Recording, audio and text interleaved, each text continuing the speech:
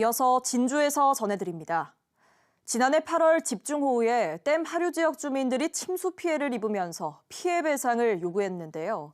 1년 넉 달이 지나서야 처음으로 국가와 자치단체가 경남 합천댐 하류 주민들에게 피해 배상하라는 결정이 나왔습니다. 남강댐과 섬진강댐 하류 주민들도 촉각을 곤두세우고 있습니다. 박상현 기자입니다.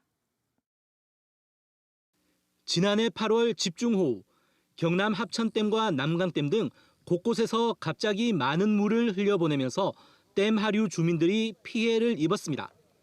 주민들은 댐 관리를 잘못했다며 피해 배상을 요구했고 1년 4개월 만에 중앙환경분쟁조정위원회에서 첫 배상 결정이 나왔습니다.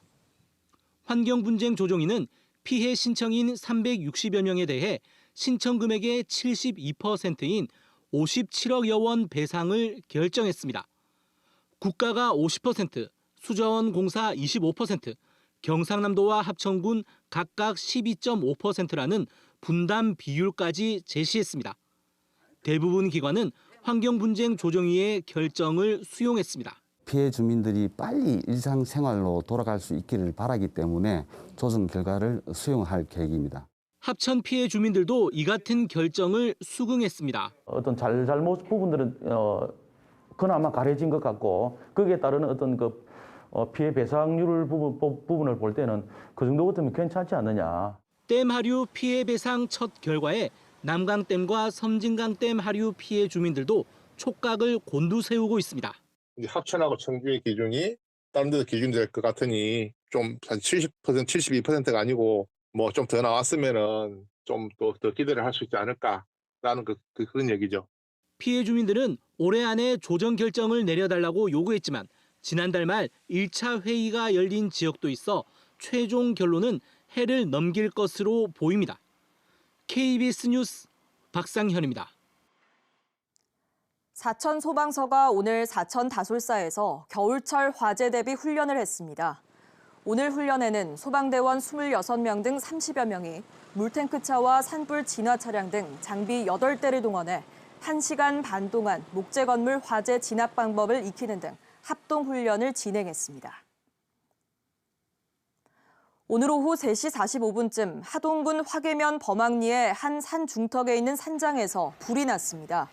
이 불로 산장 한 채가 다 탔고 소방대원 30여 명이 현재 잔불 처리를 하고 있습니다.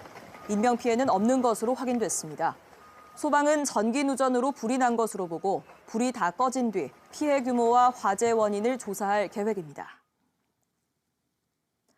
산청군 농가 7,700여 곳에 기본형 공익직불금 125억 원을 지급합니다. 5,000제곱미터 이하 소규모 농지에서 농사를 짓는 농가 3,900여 곳에는 각 120만 원씩, 5,000제곱미터 이상 농가 3,800여 곳에는 규모에 따라 78억여 원을 나눠 지급할 예정입니다. 기본형 공익직불금은 지난해부터 농촌 공동체 유지 등을 위해 지급되고 있습니다. 남해군이 새 군청 건물을 지으면서 철거되는 남해읍 서변리 일대 주민들의 생활 모습을 기록한 서변마을을 만들었습니다.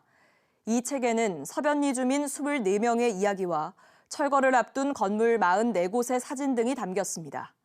남해군은 새 군청 안에 역사 기록관을 만들고 철거된 마을과 골목 모습을 모형으로 만들 예정입니다. 지금까지 진주에서 전해드렸습니다.